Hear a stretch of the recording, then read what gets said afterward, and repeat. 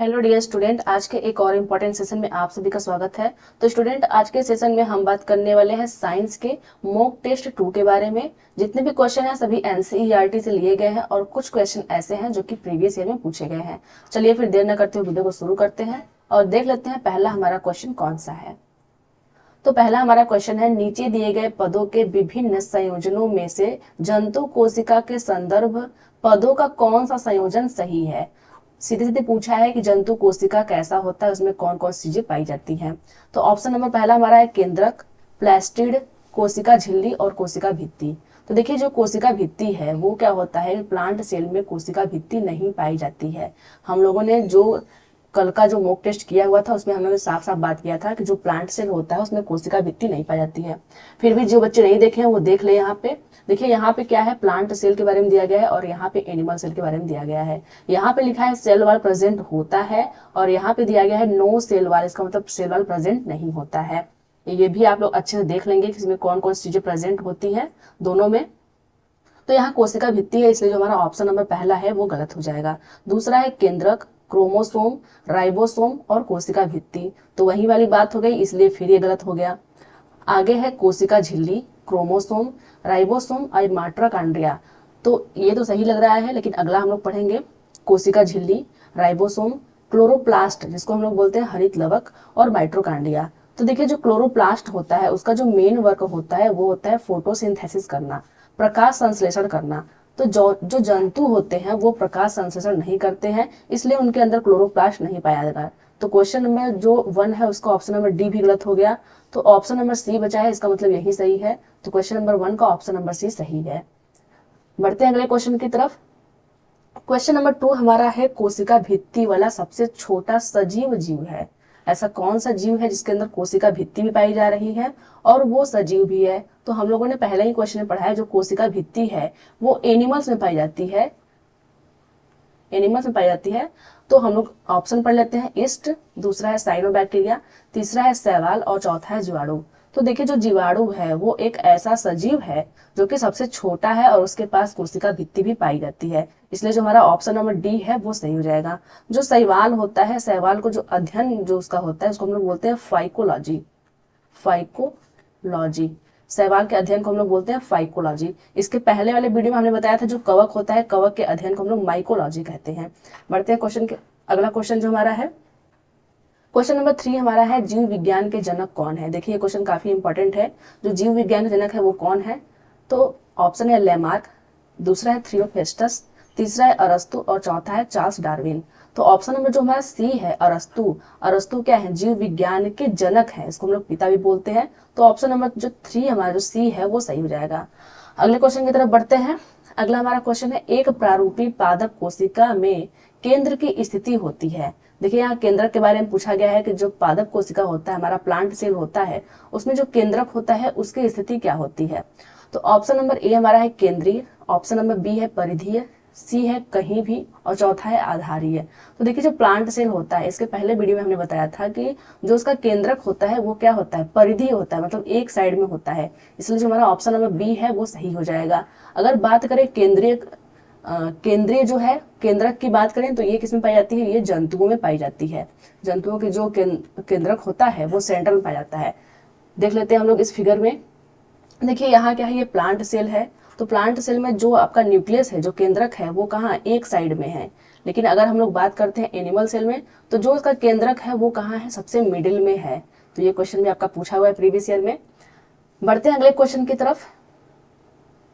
Question number 5 हमारा है, निम्न में से किस कोशिकांग को कोशिका का शक्ति गृह कहा जाता है। कोशिका का शक्ति गृह किसे कहते हैं, मतलब power house of the cell किसे कहते हैं। तो हम लोग माइटोकॉन्ड्रिया को बोलते हैं power house of the cell. देखिए, यहाँ ऑप्शन नंबर सी जो है वहां दिया है गाल्गी बॉडी। अब गाल्गी बॉडी को क्या कहते हैं, जो गाल्गी बॉडी होती है उसको हम लोग बोलते हैं ट्रैफिक पुलिस, ट्रैफिक पुलिस। गाल्गी बॉडी को हम लोग बोलते हैं ट्रैफिक पुलिस। और जो केंद्रक होता है, वो केंद्रक का कार्य जो होता है वो जो सेल में जो सारे फंक्शन हो रहे हैं उसको कंट्रोल करना होता है। तो हम लोग बोल सकते हैं कंट्रोल सेल फंक्शन। जितने भी फंक्शन होते हैं उसको कौन कंट्रोल करता है, तो उसको कंट्रोल करता है केंद्रक। तो कोशिका का शक्ति गृह किसे कहते हैं, माइटोकॉन्ड्रिया कहते हैं। ऑप्शन नंबर डी हमारा सही है। अगला हमारा क्वेश्चन है क्वेश्चन नंबर 6, समसूत्री विभाजन में सबसे लंबी प्रावस्था है। देखिए ये क्वेश्चन जुलाई 8 डेट में पूछा गया है। तो ऑप्शन हमारा है प्रोफेज, दूसरा है मेटाफेज, तीसरा है एनाफेज और चौथा है टेलोफेज। तो जो प्रोफेज होता है, प्रोफेज की अवस्था जो होती है वो सबसे लंबी होती है। तो हमारा ऑप्शन नंबर ए सही हो जाएगा। अगला हमारा क्वेश्चन है क्वेश्चन नंबर 7, केंद्रक के अलावा किस कोशिकीय अंगक में डीएनए होता है। देखिए जो हमारा कोशिका होता है, सपोज करते हैं ये प्लांट सेल है, इसमें तो एक केंद्रक होता है और जो डीएनए होता है इसी केंद्रक के अंदर होता है धागे के रूप में। लेकिन जो और सेल ऑर्गेनल्स होते हैं जैसे माइट्रोकांडिया हो गया, ये बाहर होता है माइट्रोकांडिया, ये डबल मेम्ब्रेन होता है, 2 झिल्ली इसके बाहर होती है। और क्या हो गया, मान लीजिए अगर प्लांट सेल है तो क्लोरोप्लास्ट भी पाया जाएगा, तो मान लीजिए ये क्लोरोप्लास्ट हो गया। तो ये जो माइट्रोकांडिया और क्लोरोप्लास्ट होते हैं, इनमें जो होता है खुद का डीएनए होता है। मतलब एक डीएनए तो आपका प्रेजेंट रहेगा केंद्रक के अंतर्गत, लेकिन एक डीएनए माइट्रोकांडिया के अंदर भी रहेगा और क्लोरोप्लास्ट के अंदर रहेगा। बाकी किसी भी सेल ऑर्गेनेल्स में डीएनए नहीं पाया जाता है। तो बोल रहा है कि केंद्रक के अलावा किस में होता है, तो हम लोग बोल सकते हैं कि माइट्रोकांडिया में होता है। ऑप्शन नंबर सी हमारा सही है। यहाँ पे हम लोग क्लोरोप्लास्ट भी लिख लेते हैं। क्लोरोप्लास्ट जो होता है वो पौधों में पाया जाता है और उसके अंदर भी डीएनए होता है। आगे बात करते हैं राइबोसोम की। तो देखिए जो राइबोसोम होता है उसको हम लोग बोल सकते हैं प्रोटीन फैक्ट्री। प्रोटीन फैक्ट्री क्यों बोल सकते हैं प्रोटीन फैक्ट्री? जो राइबोसोम होता है वो प्रोटीन बनाने का काम करता है, इसलिए हम लोग बोलते हैं प्रोटीन फैक्ट्री। गाल्गी जो कॉम्प्लेक्स है मैंने बताया उसको ट्रैफिक पुलिस कहते हैं।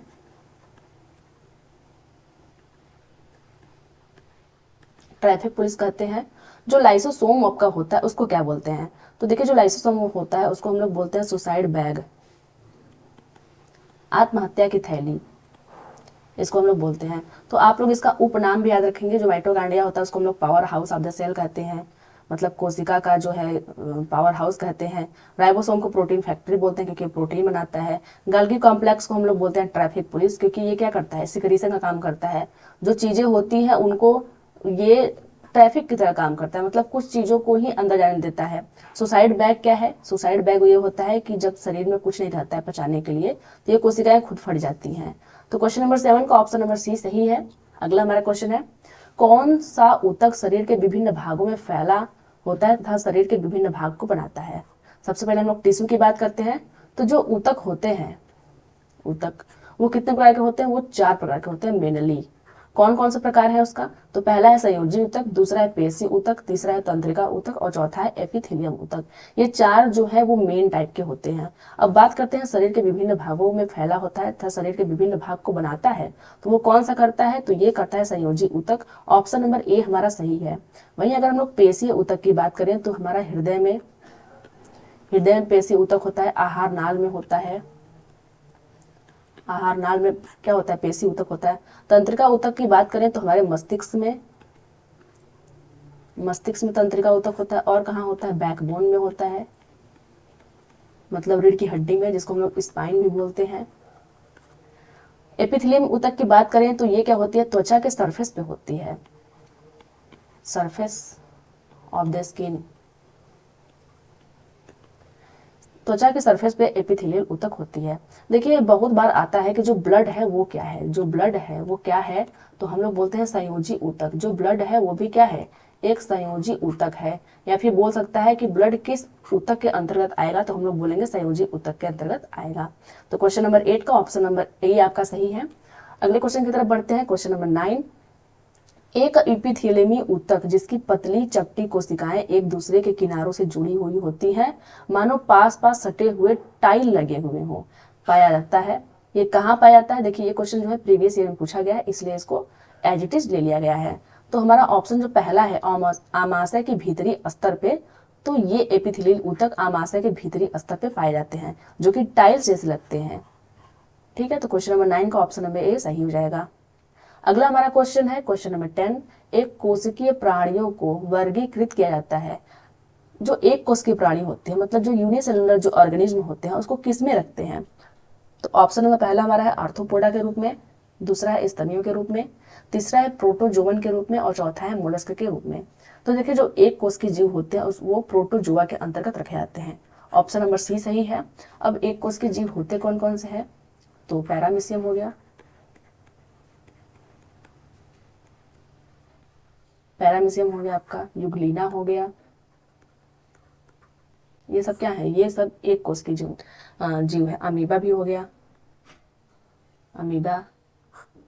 और देखिए आर्थ्रोपोड की बात करें तो जितने भी इंसेक्ट होते हैं, कीट जिसको हम लोग बोलते हैं, जितने भी कीट होते हैं वो क्या होते हैं? आर्थ्रोपोडा के अंतर्गत आते हैं। क्यों? क्योंकि जितने भी कीट होते हैं उनके पास तीन जोड़ी पैर होते हैं। तीन जोड़ी पैर के आधार पे ही इनको आर्थ्रोपोडा में रखा गया है। स्तनियों की बात करें तो स्तनियों में ह्यूमन बीइंग आ जाएंगे, मनुष्य आ जाएंगे, और जितने भी स्तनधारी होते हैं वो आ जाएंगे आपके स्तनी में। मोलस्क की बात करें तो मोलस्क में वे जीव आते हैं जो कि कोमल, बहुत ही कोमल होते हैं, और उनके ऊपर जो होती है वो काफी हार्ड कवच लगी होती है। तो हम लोग बोल सकते हैं कोमल कवच युक्त, कठोर कवच युक्त बोल सकते हैं, कठोर कवच युक्त प्राणी जो होते हैं वो रखे जाते हैं मोलस्का के अंतर्गत। तो क्वेश्चन नंबर 10 के ऑप्शन नंबर सी सही है। अगला हमारा क्वेश्चन है, एक ऊतक जिसकी जीवित कोशिकाएं सक्रिय बढ़ने वाले अंगों के यांत्रिक ऊतक को बनाती हैं और जिसकी कोशिका भित्ति में कोनों पर सेलुलोसी और लिग्निन रहित स्थूलन होते हैं, उसे कहते हैं। तो देखिए यहाँ दिया है लिग्निन रहित स्थूलन होता है, उसको हम लोग क्या बोलेंगे? स्थूलन होता है, इसका मतलब स्थूल कोण ऊतक होगा, इसलिए जो हमारा ऑप्शन नंबर सी है वो सही हो जाएगा। अगले क्वेश्चन की तरफ बढ़ते हैं। क्वेश्चन नंबर 12, निम्न में से विषमपोषी जीव कौन सा है? तो यहाँ विषमपोषी के बारे में पूछा गया है। हमारा ऑप्शन है पूर्णभोजी, मृतोपजीवी, परजीवी या सभी। तो देखिए विषमपोषी जो जीव होते हैं, इसको समझने के लिए सबसे पहले हम लोग इसको कैटेगरी वाइज डिवाइड करते हैं। तो सबसे पहले जो जीव होते हैं वो कितने भागों में बढ़े जाते हैं? तो हम लोग एक चार्ट बना लेते हैं। जीव होते हैं, इनको हम लोग पोषण के आधार पर बांटते हैं, पोषण के आधार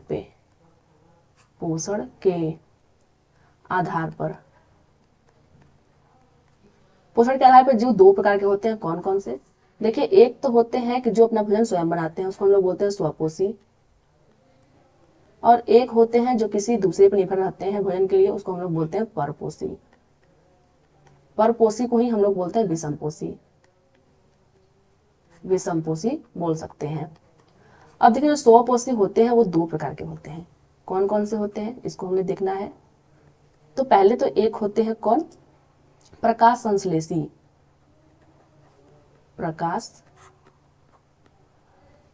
संश्लेषी होते हैं जो कि अपना भोजन स्वयं बनाते हैं, और दूसरा एक होते हैं रसायन संश्लेषी,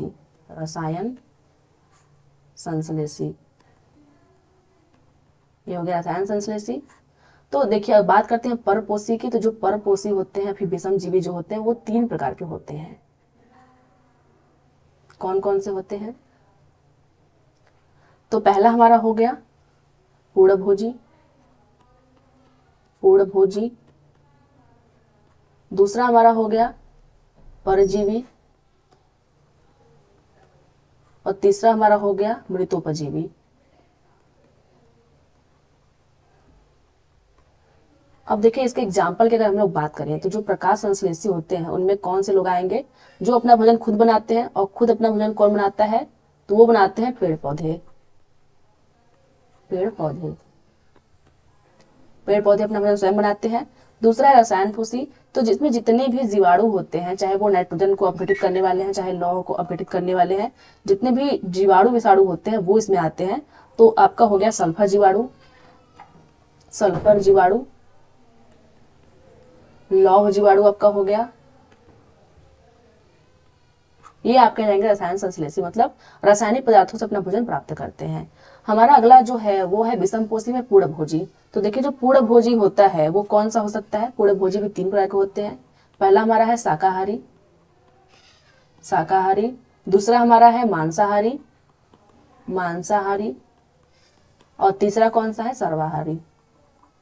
सर्वाहारी। तो देखिए जो शाकाहारी होता है उसमें जो हरे पेड़ पौधों खाने वाले होते हैं वो शाकाहारी के अंतर्गत आते हैं। मांसाहारी के अंतर्गत वो आएंगे जो मांस खाते हैं, और सर्वाहारी के अंतर्गत वो आएंगे जो शाकाहारी और मांसाहारी दोनों होते हैं। परजीवी की बात करें तो जो ऐसे जीव जो दूसरे जीवित जीवों पे जीवों पर निर्भर रहते हैं उसको हम लोग बोलते हैं परजीवी। एग्जाम्पल की अगर बात करें तो कौन से हो गए, जैसे आपका मच्छर हो गया, मच्छर क्या करता है, जीवित जीवों से ब्लड लेता है। जोंक हो गया, खटमल हो गया, ये सब क्या होते हैं, परजीवी होते हैं, मतलब जीवित जीवों के ऊपर ये रहते हैं। अगला है मृतोपजीवी। जो मृतोपजीवी जो होते हैं वो क्या करते हैं, जो मृत चीजें होती हैं उस पर डिपेंड होते हैं, जैसे गिद्ध वगैरह हो गए, तो ये सब क्या करते हैं, ये सब मृतोपजीवी हैं। इसमें हम लोग लिख सकते हैं गिद्ध के बारे में।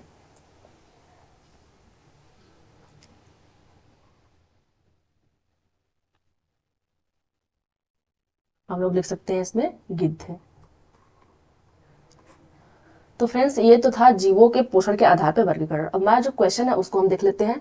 हमारा क्वेश्चन है विषम पोषी जीव कौन सा है, तो पूर्णभोजी, मृतोपजीवी और परजीवी। तो यहाँ विषम पोषी के अंतर्गत हम लोगों ने किसको रखा है, पूर्णभोजी, परजीवी और मृतोपजीवी, मतलब तीनों आएंगे।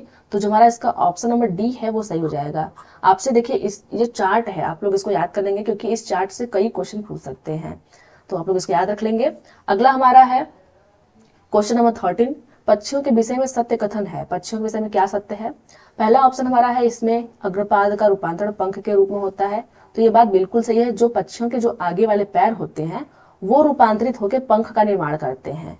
ठीक है, तो ये ऑप्शन आपका बिल्कुल सही है। दूसरा है इनमें श्वसन फेफड़ों के द्वारा होता है। ये बात भी बिल्कुल सही है, जो पक्षियां होती हैं वो जो श्वसन की जो क्रिया करते हैं वो फेफड़े द्वारा करते हैं, तो ये बात बिल्कुल सही है।